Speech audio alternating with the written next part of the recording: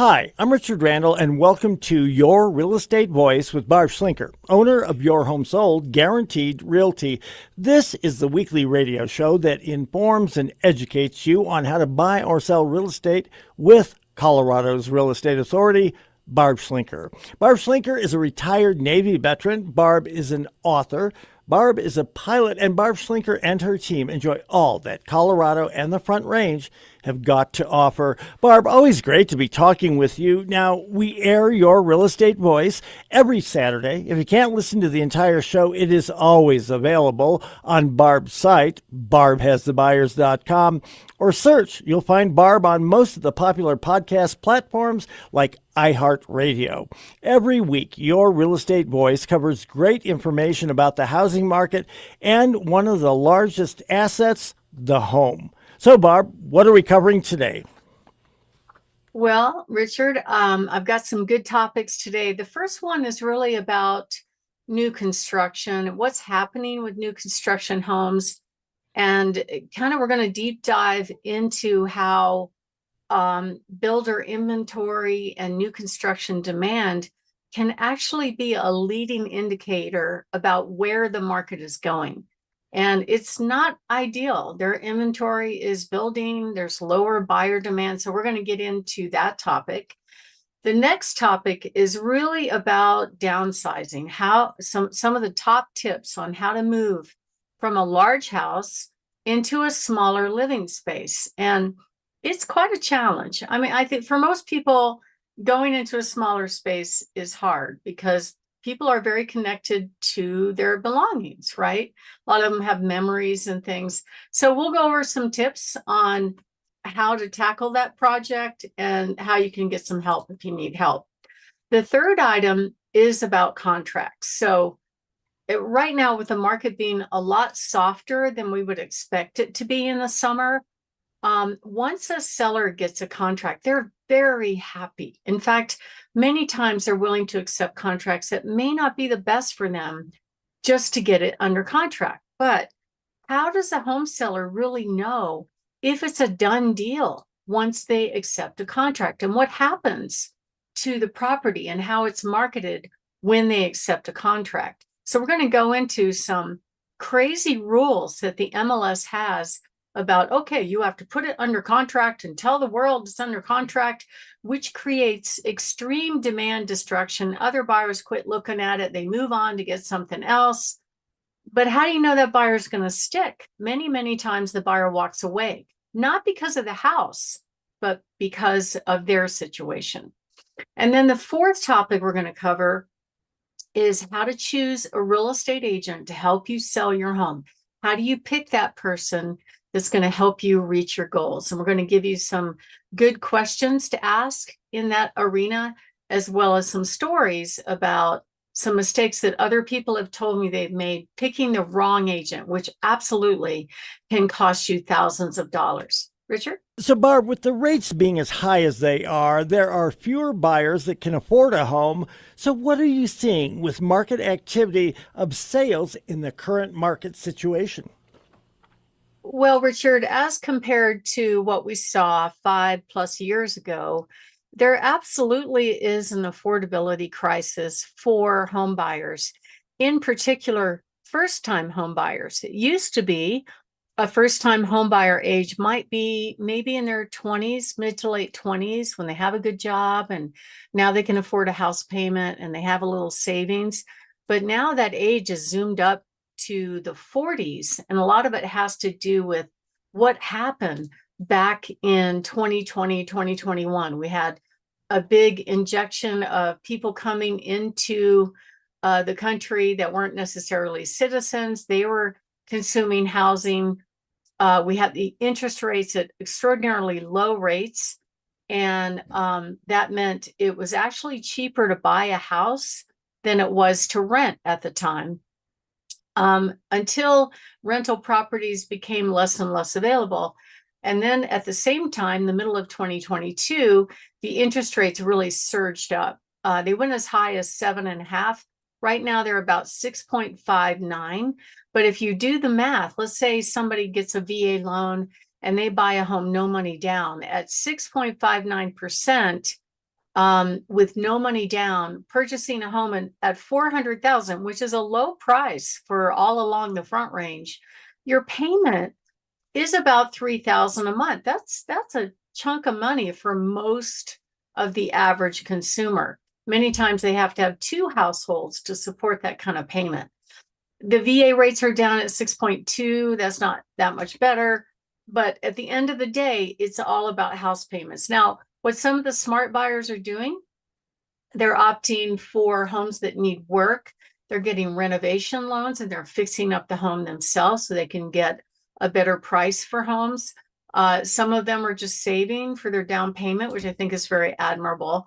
But I looked at a survey that was done actually about 6 months ago, or 3 months ago, 6 months ago. I can't read the writing here.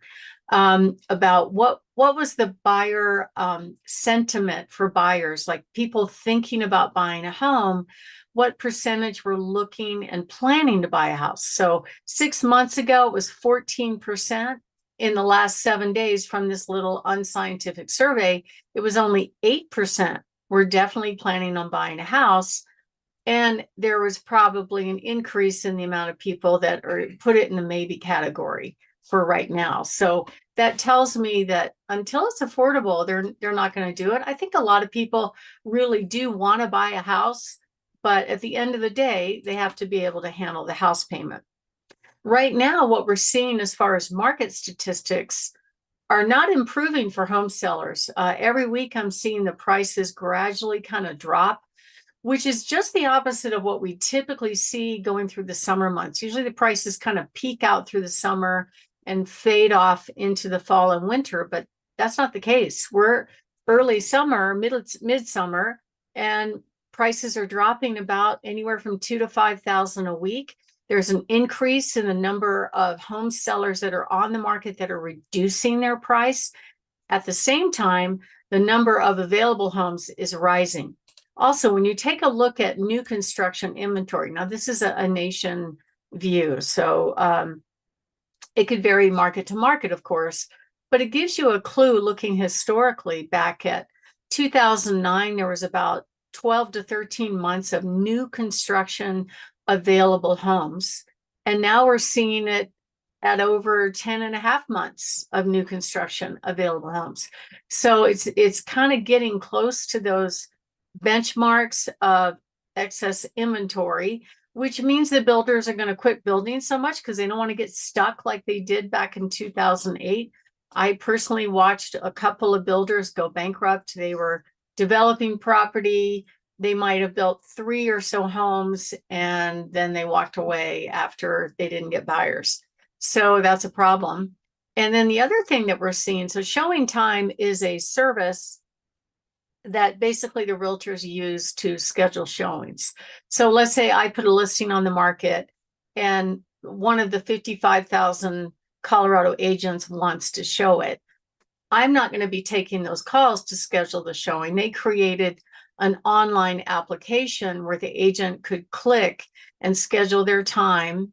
That notification goes out to the seller or whoever is approving the showing, and then they confirm it that way and get the details on access. So Showing Time bought that software a couple of years ago. Showing Time is owned by Zillow, so they're gobbling up all the data. They want to command in all of real estate, and that's been going on probably since 2009 for them. But one of the trends that we're seeing is the number of showing requests have dropped off substantially as compared to a few years ago. So that's not a good sign. It kind of pairs with that buyer sentiment that a lot of buyers are kind of putting their buyer plans on pause until they can afford it. So what I see some of the builders doing to move their inventory is they are offering massive incentives like, hey, we'll buy down your interest rate, where the first couple of years, you'll only have to pay 4% or whatever it is. Plus they're throwing in everything. One of my agents just sold a new construction property where they got new construction, low interest rate, backyard, landscaping, fencing, window covering. All the buyer had to do was move in, drop their stuff, and get on with their lives. And that's been very successful for them.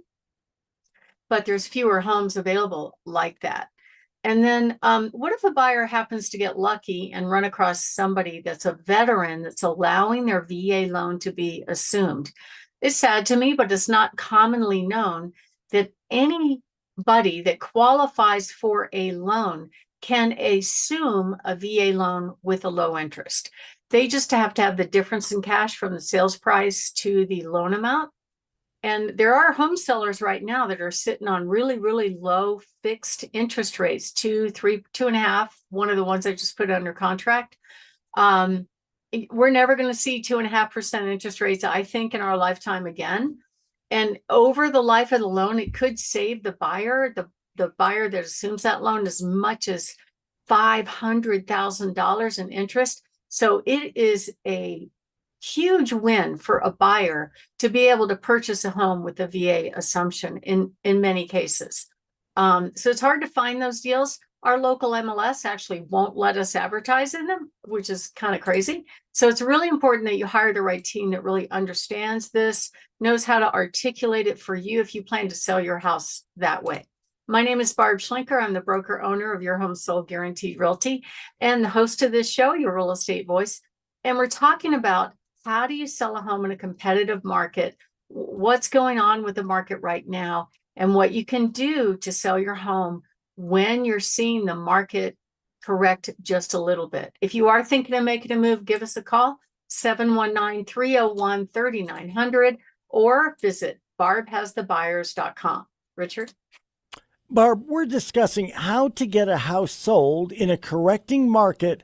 What should home sellers expect and do in this market situation? Well, Richard, I mean, what happened if they happen to buy before 2018, between 2009 and 2000, even 2020? They probably got a really good price for a home. And since then, the price has surged up quite a bit in a very short period of time. So they look at Zillow, they look at all those automated valuations to figure out what their home is worth. And I can tell you from empirical data, Zillow is not accurate. In most cases, it overstates the home value. So it's very difficult to look at Zillow or look back at similar sales and say, well, my house must be worth that much. You really need somebody that is actively selling in this market, that understands the market, that can help you reach your goals so that you can sell your home without waiting the average 90 days. Because a lot of people really expect to sell it very quickly once they go on the market, and that's not always the case. So, you know, it's unusual to see a 40% appreciation in just a short period of time.